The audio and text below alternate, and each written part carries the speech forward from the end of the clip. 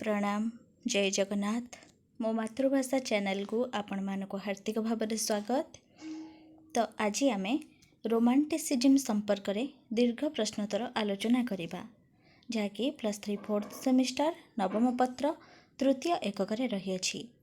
तो जो मैंने आपण मानक चैनल मो मातृभाषा को सब्सक्राइब करना प्रथम कर यही चैनल को आसुँच तो गोटे सब्सक्राइब कर दिंतु एवं पाखरे थिबा बेल आइकन ने ऑल ऑप्शन सिलेक्ट कर दिंतु जहाँ फल मो वीडियो सर्वप्रथमे आपणक पाखरे पहुँची पारिबो। तो मो पूर्वर नवम पत्र तृतीय एकक क्लासिसिज्म संपर्क में दीर्घ प्रश्नोत्तर आलोचना कर सारी। तो जो मैंने देखी ना यही वीडियोर डिस्क्रिप्शन लिस्ट लिंक देदेवी तो लिंक रे क्लिक करी देखिने। तो आज आम रोमांटिसिज्म संपर्क में आलोचना करवा। तो सेमिस्टर आमर जमी प्रश्न आसे कि रोमांटिसिज्म संज्ञा स्वरूप निर्णय कर। तो से संपर्क में आम आज जानिबा। तो चलंतु देखिबा। साहित्य सर्वदा जुग साहित्य आदर्श को नहीं प्रकाशित होता है। जुगर परिवर्तन हेले साहित्यर रूपरेख मध्य बदली जाए। साहित्य क्षेत्र में जो नूतन प्रवाह सृष्टि होता है सही प्रवाह को नहीं साहित्य रुधिमंत होता है। साहित्यक तार भावना को नूतन शैली रे प्रकाश करिबा पाई उद्यम करिथाए। नूतन चिंताधारा रे साहित्य को अभिमंडित करने को यत्नशील होइथाए। एहिपरि एक नूतन चिंता दर्शन हेउछि रोमांटिसिज्म। तो साहित्य हेउछि सर्वदा जुग साहित्य आदर्श को नहीं प्रकाशित। तो जुगर परिवर्तन अनुसार साहित्यर रूपरेख रे मध्य परिवर्तन आसी थाए। तो साहित्य क्षेत्र में जो जो नूतन प्रकार प्रवाह सृष्टि होता है तो सही प्रवाह को नहीं साहित्य रुधिमंत होता है बा आग को बढ़ी थाए। साहित्यक तार भावना को नूतन शैली रे प्रकाश करिबा पाई उद्यम करिथाए बा चेष्टा जारी रखी थाए। तो नूतन चिंताधारा रे साहित्य को अभिमंडित करने को सर्वदा यत्नशील होता है। एहिपरि एक नूतन चिंता दर्शन हेउछि रोमांटिसिज्म। तो साहित्यक जो नूतन चिंताधारा रे साहित्य को अभिमंडित करने को यत्नशील करिथाए जो नूतन चिंता दर्शन थाए तो ताहा को ही रोमांटिसिज्म कहा जाए। तो वर्तमान देखिबा रोमांटिसिज्म रा संज्ञा। सप्तदश शताब्दी रे रोमांस शब्दर रोमांटिक शब्द सृष्टि होइछि। से समय मिथ्या और काल्पनिक विषय वस्तु को बुझाइबा को रोमांटिक शब्दटी व्यवहृत हेउथिला। तो सप्तदश शताब्दी रे रोमांस शब्दरु रोमांटिक शब्दर सृष्टि। तो से समय जो मिथ्या और काल्पनिक विषय वस्तु थिला तो ताहा को ही रोमांटिक शब्दटी ताको बुझाइबा को रोमांटिक शब्द व्यवहृत हेउथिला। तो क्लासिक साहित्य रे जो जुक्ति निर्भरता बदल रे विषय वस्तु रे काल्पनिकतार प्राधान्य को रोमांटिक साहित्यक माने अधिक गुरुत्व देउथिबा हेतु सेमानंक साहित्य को रोमांटिक साहित्य कुहागला। तो सप्तदश शताब्दी रे जो विषय वस्तु रे काल्पनिकतार प्राधान्य को रोमांटिक साहित्य माने गुरुत्व देउथिले। तो से जो गुरुत्व देउथिबा कारणरू सेमानक जो साहित्य को रोमांटिक साहित्य कुहागला। परवर्ती पॉइंट हेउछि फरासी रोमांस शब्दरू रोमांटिक शब्दर सृष्टि। एही गालु गल्प अवास्तव स्वप्न कहानी ज्ञानात्मक रचना प्रभृति विभिन्न अर्थरे व्यवहृत हेउथिला। प्राथमिक समय कथित भाषार साहित्य को रोमांटिक साहित्य कुहा जाउथिला। तो पूर्वर आमे कौन देखिले ना रोमांस शब्दरू रोमांटिक शब्द सृष्टि होइछि बोली। तो परवर्ती पॉइंट कौन हला ना फरासी रोमांस शब्दरू रोमांटिक शब्दर सृष्टि। तो तार अर्थ कौन ना गालु गल्प अवास्तव स्वप्न कहानी ज्ञानात्मक रचना प्रभृति को बुझाउथिला। तो प्राथमिक समय जो कथित भाषार साहित्य को ही रोमांटिक साहित्य कुहा जाउथिला। रूसो कहती यह प्रकृति राज्य को प्रत्यावर्तन द रिटर्न टू नेचर। अर्थात ରୁଷୋଙ୍କ ମତରେ ରୋମାଣ୍ଟିସିଜିମ୍ ହେଉଛି ପ୍ରକୃତି ରାଜ୍ୟକୁ ପ୍ରତ୍ୟାବର୍ତ୍ତନ ବା ପ୍ରକୃତି ରାଜ୍ୟକୁ ଫେରିବା, ଦ ରିଟର୍ନ ଟୁ ନେଚର।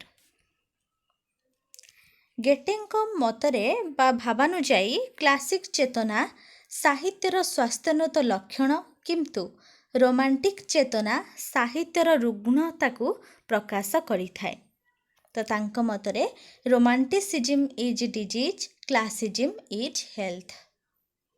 ତ ସର୍ଟ କ୍ୱେଶ୍ଚିନ୍ ମଧ୍ୟ ଆସିପାରେ କି ରୋମାଣ୍ଟିସିଜିମ୍ ଇଜ୍ ଡିଜିଜ୍ ବା କ୍ଲାସିଜିମ୍ ଇଜ୍ ହେଲ୍ଥ କିଏ କହିଥିଲେ? ତ ଗେଟେ କହିଥିଲେ। ତ ଗେଟେଙ୍କ ଭାବାନୁଯାୟୀ କ୍ଲାସିକ୍ ଚେତନା ହେଉଛି ସାହିତ୍ୟର ସ୍ୱାସ୍ଥ୍ୟୋନ୍ନତ ଲକ୍ଷଣ, କିନ୍ତୁ ରୋମାଣ୍ଟିକ୍ ଚେତନା ହେଉଛି ସାହିତ୍ୟର ରୁଗ୍ଣତାକୁ ପ୍ରକାଶ କରିଥାଏ। ଟି ଡନସନ୍ଙ୍କ ମତରେ ରୋମାଣ୍ଟିସିଜିମ୍ ହେଲା ନବଜୀବନର ବିସ୍ମୟ। ପରବର୍ତ୍ତୀ ପଏଣ୍ଟ ହେଉଛି ଯେଉଁ ରଚନା କଳ୍ପନାଧର୍ମ, ସ୍ୱପ୍ନଚାରୀ ବା କୌଣସି ଅଦ୍ଭୁତ ଘଟଣା ଉପରେ ଆଧାରିତ ବା ଯେଉଁ ରଚନାରେ ମାତ୍ରାତିରିକ୍ତ ଭାବେ ସୌନ୍ଦର୍ଯ୍ୟ ସୃଷ୍ଟିର ପ୍ରୟାସ ଲକ୍ଷଣୀୟ, ଫଳତଃ ରଚନାର ସାମଗ୍ରିକ ରୂପ ଯେଉଁଠି ଖଣ୍ଡିତାଂଶ ପାଖରେ ଅଥବା ଆଙ୍ଗିକ ଇଂରାଜୀରେ ଫର୍ମ ବା ଭାବବସ୍ତୁ ବା ମ୍ୟାଟର ପାଖରେ ଗୌଣ ହୋଇଯାଏ, ତାହାକୁ ହିଁ ରୋମାଣ୍ଟିସିଜିମ୍ କୁହାଯାଏ। ଅର୍ଥାତ୍ ଯେଉଁ ରଚନା କଳ୍ପନାଧର୍ମ ବା ସ୍ୱପ୍ନଚାରୀ ବା କୌଣସି ଅଦ୍ଭୁତ ଘଟଣା ଉପରେ ଆଧାରିତ ହୋଇଥାଏ ଏବଂ ଯେଉଁ ରଚନାରେ ମାତ୍ରାତିରିକ୍ତ ଭାବେ ସୌନ୍ଦର୍ଯ୍ୟ ସୃଷ୍ଟିର ପ୍ରୟାସ ଲକ୍ଷଣୀୟ ଥାଏ, ଫଳତଃ ରଚନାର ସାମଗ୍ରିକ ରୂପ ଯେଉଁଠି ଖଣ୍ଡିତାଂଶ ପାଖରେ ଅଥବା ଆଙ୍ଗିକ ଥାଏ ବା ଭାବବସ୍ତୁ ପାଖରେ ଗୌଣ ହୋଇଯାଏ, ତାହାକୁ ହିଁ ରୋମାଣ୍ଟିସିଜିମ୍ କୁହାଯାଏ। ଏଥିରେ ସୁଦୂରର ମୋହ, ନିଃସଙ୍ଗ, ଅସହାୟତା, ବିପର୍ଯ୍ୟୟ, ବିଷାଦବୋଧ, ଆବେଗର ଉଚ୍ଛ୍ୱାସ ଏବଂ କଳ୍ପନାର ସର୍ବବିଧ ସମନ୍ୱିତ ଗୁଣାବଳୀ ପ୍ରତିବିମ୍ବିତ ହୋଇଥାଏ। ଅର୍ଥାତ୍ ରୋମାଣ୍ଟିସିଜିମ୍ରେ ସୁଦୂରର ମୋହ ଥାଏ, ନିଃସଙ୍ଗ ଥାଏ, ଅସହାୟତା ଥାଏ ଏବଂ ବିପର୍ଯ୍ୟୟ, ବିଷାଦବୋଧ, ଆବେଗର ଯେଉଁ ଉଚ୍ଛ୍ୱାସ ଏବଂ କଳ୍ପନାର ସର୍ବବିଧ ସମନ୍ୱିତ ଗୁଣାବଳୀ ଏଠାରେ ପ୍ରତିବିମ୍ବିତ ହୋଇଥାଏ। ତ ବର୍ତ୍ତମାନ ଦେଖିବା ରୋମାଣ୍ଟିସିଜିମ୍ର ସ୍ୱରୂପ। କ୍ଲାସିକ୍ ସାହିତ୍ୟରେ ଗୁରୁଗମ୍ଭୀରତା, ବାସ୍ତବତା, ଯୁକ୍ତି ନିର୍ଭରଶୀଳତା କିନ୍ତୁ ଏହି ରଚନାରେ ନାହିଁ। ଏହା କ୍ରାନ୍ତିକାରୀ ନୂତନ ଦୃଷ୍ଟିଭଙ୍ଗୀ ସାହିତ୍ୟର ଭାବବସ୍ତୁ ଓ ଆଙ୍ଗିକରେ ଆମୂଳଚୂଳ ପରିବର୍ତ୍ତନ ଆଣିଲା। କିନ୍ତୁ କ୍ଲାସିକ୍ ସାହିତ୍ୟରେ ଯେପରି କିଛି ପରିମାଣରେ ରୋମାଣ୍ଟିକ୍ ଦୃଷ୍ଟିଭଙ୍ଗୀ ଥିଲା, ସେହିପରି ରୋମାଣ୍ଟିକ୍ ସାହିତ୍ୟରେ ମଧ୍ୟ କିଛି ପରିମାଣରେ କ୍ଲାସିକ୍ ସୌନ୍ଦର୍ଯ୍ୟକୁ ଅସ୍ୱୀକାର କରିହେବ ନାହିଁ। ଅର୍ଥାତ୍ କ୍ଲାସିକ୍ ସାହିତ୍ୟରେ ଯେପରି ଗୁରୁଗମ୍ଭୀରତା, ବାସ୍ତବତା ବା ଯୁକ୍ତି ନିର୍ଭରଶୀଳତା ଥାଏ, କିନ୍ତୁ ରୋମାଣ୍ଟିସିଜିମ୍ରେ ତାହା ନଥାଏ। ତ ଏହା କ୍ରାନ୍ତିକାରୀ ନୂତନ ଦୃଷ୍ଟିଭଙ୍ଗୀ ସାହିତ୍ୟର ଭାବବସ୍ତୁ ଓ ଆଙ୍ଗିକରେ ଆମୂଳଚୂଳ ପରିବର୍ତ୍ତନ ଆଣିଥିଲା। କିନ୍ତୁ କ୍ଲାସିକ୍ ସାହିତ୍ୟରେ ଯେପରି କିଛି ପରିମାଣରେ ରୋମାଣ୍ଟିକ୍ ଦୃଷ୍ଟିଭଙ୍ଗୀ ଥିଲା, ସେପରି ରୋମାଣ୍ଟିକ୍ ସାହିତ୍ୟରେ ମଧ୍ୟ କିଛି ପରିମାଣରେ କ୍ଲାସିକ୍ ସୌନ୍ଦର୍ଯ୍ୟକୁ ଅସ୍ୱୀକାର କରିହେବ ନାହିଁ। ଅର୍ଥାତ୍ କ୍ଲାସିକ୍ ସାହିତ୍ୟରେ ଯେପରି ରୋମାଣ୍ଟିକ୍ ଚେତନା ଥିଲା, ସେହିପରି ରୋମାଣ୍ଟିକ୍ ଚେତନାରେ ମଧ୍ୟ କ୍ଲାସିକ୍ ଚେତନା ଥିଲା। ରୋମାଣ୍ଟିକ୍ ସାହିତ୍ୟିକମାନେ କଳ୍ପନା ପ୍ରବଣତାକୁ ଅଧିକ ଗୁରୁତ୍ୱ ପ୍ରଦାନ କରୁଥିବାରୁ ସେମାନଙ୍କ ସାହିତ୍ୟକୁ ରୋମାଣ୍ଟିକ୍ ସାହିତ୍ୟ ବୋଲି କୁହାଗଲା। ମଧ୍ୟଯୁଗୀୟ ଜୀବନଧାରାରେ ଯେଉଁ ସ୍ୱପ୍ନମୟ ଭାବଚେତନା ରସମୟ ହୋଇ ପରିପୃଷ୍ଟ ହେଉଥିଲା, ତାର ଭିତ୍ତିଭୂମି ରଚିତ ସାହିତ୍ୟକୁ ରୋମାଣ୍ଟିକ୍ ସାହିତ୍ୟ ଓ ଧାରାକୁ ରୋମାଣ୍ଟିସିଜିମ୍ ବୋଲି କୁହାଯାଉଥିଲା। ତ ରୋମାଣ୍ଟିକ୍ ସାହିତ୍ୟିକମାନେ ଯେଉଁ କଳ୍ପନା ପ୍ରବଣତାକୁ ଅଧିକ ଗୁରୁତ୍ୱ ଦେଉଥିଲେ, ତ ସେମାନଙ୍କ ସାହିତ୍ୟକୁ ହିଁ ରୋମାଣ୍ଟିକ୍ ସାହିତ୍ୟ ବୋଲି କୁହାଯାଉଥିଲା।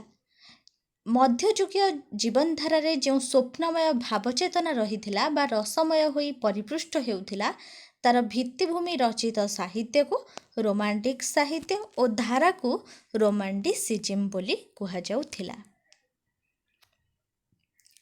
ରୋମାଣ୍ଟିକ୍ କବିମାନେ ମୁଖ୍ୟତଃ ଥିଲେ ସୌନ୍ଦର୍ଯ୍ୟର ପୂଜାରୀ। ଜୀବନର କ୍ଷଣଭଙ୍ଗୁରତାକୁ ଓ ଯାବତୀୟ ସାଂସାରିକ ଯନ୍ତ୍ରଣାକୁ ପରିହାର କରି ସର୍ବଦା ସୌନ୍ଦର୍ଯ୍ୟର ଜୟଗାନ କରିଛନ୍ତି। ତ ରୋମାଣ୍ଟିକ କବିମାନେ ଥିଲେ ସୌନ୍ଦର୍ଯ୍ୟର ପୂଜାରୀ। ତ ସେ ଜୀବନର କ୍ଷଣଭଙ୍ଗୁରତାକୁ ଓ ଯାବତୀୟ ଯେଉଁ ସାଂସାରିକ ଯନ୍ତ୍ରଣାକୁ ପରିତ୍ୟାଗ କରି ବା ପରିହାର କରି ସର୍ବଦା ସୌନ୍ଦର୍ଯ୍ୟର ହିଁ ଜୟଗାନ କରିଥାନ୍ତି। ପ୍ରାକୃତିକ ସୌନ୍ଦର୍ଯ୍ୟ ସହିତ କୌତୂହଳ ବୋଧର ସଂଯୋଗ ରୋମାଣ୍ଟିକ ଭାବଧାରାକୁ ଆଚ୍ଛନ୍ନ କରିଅଛି। ସାଧାରଣ ଲୋକଙ୍କର ଜୀବନଯାପନ ପ୍ରଣାଳୀ ଓ ତାର ନିତ୍ୟ ସ୍ୱରକୁ ନେଇ ରୋମାଣ୍ଟିକ ସାହିତ୍ୟ ପରିବର୍ଦ୍ଧିତ ହୋଇଅଛି। ସୁତରାଂ ଗଣଭାଷା ଓ ଗଣଜୀବନର ଚିତ୍ର ରୋମାଣ୍ଟିକ ଜୀବଦର୍ଶର ସ୍ୱରୂପ ହୋଇ ପ୍ରକଟିତ ହୋଇଅଛି। ତ ଯେଉଁ ସାଂସାରିକ ଯନ୍ତ୍ରଣାକୁ ପରିତ୍ୟାଗ କରି ସର୍ବଦା ସୌନ୍ଦର୍ଯ୍ୟର ଜୟଗାନ କରିଥାନ୍ତି ବା ପ୍ରାକୃତିକ ସୌନ୍ଦର୍ଯ୍ୟ ସହିତ କୌତୂହଳବୋଧର ସଂଯୋଗ ଥାଏ, ତ ସେହି ରୋମାଣ୍ଟିକ ଭାବଧାରାକୁ ହିଁ ସେମାନେ ରୋମାଣ୍ଟିକ କବିମାନେ ଆଚ୍ଛନ୍ନ କରିଛନ୍ତି। ତ ସାଧାରଣ ଲୋକଙ୍କର ଯେଉଁ ଜୀବନଯାପନ ପ୍ରଣାଳୀ ଓ ତାର ନିତ୍ୟ ସ୍ୱରକୁ ନେଇ ରୋମାଣ୍ଟିକ ସାହିତ୍ୟ ପରିବର୍ଦ୍ଧିତ ହୋଇଅଛି। ସୁତରାଂ କହିବାକୁ ଗଲେ ଗଣଭାଷା ଓ ଗଣଜୀବନର ଚିତ୍ର ରୋମାଣ୍ଟିକ ଜୀବଦର୍ଶର ସ୍ୱରୂପ ହୋଇ ପ୍ରକଟିତ ହୋଇଅଛି। ରୋମାଣ୍ଟିକ କବି ତାର ଅବବୋଧକୁ ପ୍ରକାଶ କରିବା ନିମିତ୍ତ ଛନ୍ଦ, ଶବ୍ଦ ବସାଣ ଓ ଚିତ୍ରକଳ୍ପ ପ୍ରୟୋଗର ସାହାରା ନେଇ ବହୁ ନୂତନତା ସୃଷ୍ଟି କରିଛନ୍ତି। ସାମଗ୍ରିକ ରୂପେ ବିଚାର କଲେ ରୋମାଣ୍ଟିସିଜିମ୍ ହେଉଛି ଏକ କାବ୍ୟିକ ଆନ୍ଦୋଳନ ଯାହା ଚେତନାରେ ପୁଲକ ସୃଷ୍ଟି କରିବାରେ ବେଶ୍ ସମର୍ଥ। ଆତ୍ମା ଦେହକୁ ବିଭିନ୍ନ ଦିଗରୁ କ୍ରିୟାଶୀଳ ଓ ଭାବସମ୍ପନ୍ନ କରିବାରେ ଅତ୍ୟନ୍ତ ରୁଚିପ୍ରଦ। ଜୀବନ ଯେପରି ସେହିପରି ଭାବରେ ସେମାନେ ତାକୁ ଚିତ୍ରଣ କରିବାକୁ ଚାହୁଁନଥିଲେ। ଜୀବନ ଯେପରି ହେବା ଉଚିତ ବୋଲି ସେମାନେ ସବୁବେଳେ ମନେ କରୁଥିଲେ ଏବଂ ସେହିଭଳି ଜୀବନ ଚିତ୍ର ନିଜ କଳ୍ପନାର ସଂଜ୍ଞା ଦେଇ ସେମାନେ ଅଙ୍କନ କରୁଥିଲେ।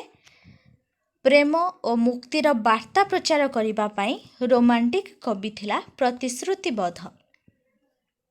ତ ରୋମାଣ୍ଟିକ କବି ସବୁବେଳେ ତାର ଅବବୋଧକୁ ପ୍ରକାଶ କରିବା ନିମିତ୍ତ ଛନ୍ଦ, ଶବ୍ଦ ବସାଣ ବା ଚିତ୍ରକଳ୍ପ ପ୍ରୟୋଗର ସାହାରା ନେଉଥିଲେ ଏବଂ ବହୁ ନୂତନତା ସୃଷ୍ଟି କରୁଥିଲେ। ତ ସାମଗ୍ରିକ ରୂପେ ବିଚାର କଲେ ରୋମାଣ୍ଟିସିଜିମ୍ ହେଉଛି ଏକ କାବ୍ୟିକ ଆନ୍ଦୋଳନ ଯାହା ଚେତନାରେ ପୁଲକ ସୃଷ୍ଟି କରିବାରେ ବେଶ୍ ସମର୍ଥ ହୋଇଥାଏ ଏବଂ ଆତ୍ମା ଦେହକୁ ବିଭିନ୍ନ ଦିଗରୁ କ୍ରିୟାଶୀଳ ଓ ଭାବସମ୍ପନ୍ନ କରିବାରେ ଅତ୍ୟନ୍ତ ରୁଚିପ୍ରଦ। ତ ଜୀବନ ଯେପରି ସେହିପରି ଭାବରେ ସେମାନେ ତାଙ୍କୁ ଚିତ୍ରଣ କରିବାକୁ ଚାହୁଁନଥିଲେ। ତ ଜୀବନ ଯେପରି ହେବା ଉଚିତ ବୋଲି ସେମାନେ ମନେ କରୁଥିଲେ, ସେହିଭଳି ସେମାନେ ଜୀବନ ଚିତ୍ର ନିଜ କଳ୍ପନାର ସଂଜ୍ଞା ଦେଇ ସେମାନେ ଅଙ୍କନ କରୁଥିଲେ। ଅର୍ଥାତ୍ ଜୀବନ ଯେପରି ସେହିପରି ଭାବରେ ସେମାନେ ତାକୁ ଚିତ୍ରଣ କରୁନଥିଲେ। ତ ଜୀବନ ଯେପରି ହେବା ଉଚିତ ତା ଦେହରେ କିପରି ରୋମାଣ୍ଟିକ ଭାବ ରହିବା ଦରକାର, ତ ସେହିପରି ସେମାନେ ମନେ କରୁଥିଲେ ଏବଂ ସେହିଭଳି ଜୀବନ ଚିତ୍ରକୁ ହିଁ ସେମାନେ କଳ୍ପନା ଆକାରରେ ବାସ୍ତବରେ ଅଙ୍କନ କରୁଥିଲେ। ପ୍ରେମ ଓ ମୁକ୍ତିର ବାର୍ତ୍ତା ପ୍ରଚାର କରିବା ପାଇଁ ରୋମାଣ୍ଟିକ କବି ଥିଲା ପ୍ରତିଶ୍ରୁତିବଦ୍ଧ। ତ ସବୁବେଳେ ପ୍ରେମ ଓ ମୁକ୍ତିର ବାର୍ତ୍ତା ସେମାନେ ପ୍ରଚାର କରୁଥିଲେ। ତ ଏହା ଥିଲା ରୋମାଣ୍ଟିକ କବିମାନଙ୍କ ପ୍ରତିଶ୍ରୁତିବଦ୍ଧ। ତ ଏହା ଥିଲା ଆଜିର ରୋମାଣ୍ଟିସିଜିମ୍ ସମ୍ପର୍କରେ ସମ୍ପୂର୍ଣ୍ଣ ଆଲୋଚନା। ଆଶା କରୁଛି ଏହା ଆପଣଙ୍କ ପାଇଁ ବହୁତ ଉପାଦେୟ ହେବ। ତ ଭିଡ଼ିଓ ଭଲ ଲାଗିଥିଲେ ଲାଇକ୍ କରିବାକୁ ଆଦୌ ଭୁଲିବେନି ଏବଂ ସାଙ୍ଗମାନଙ୍କୁ ସେୟାର କରିଦେବେ, ଯାହାଫଳରେ ସେମାନେ ମଧ୍ୟ ଉପକୃତ ହୋଇପାରିବେ। ତ ରହୁଛି, ସମସ୍ତେ ଭଲରେ ରୁହନ୍ତୁ, ଖୁସିରେ ରୁହନ୍ତୁ। ଧନ୍ୟବାଦ।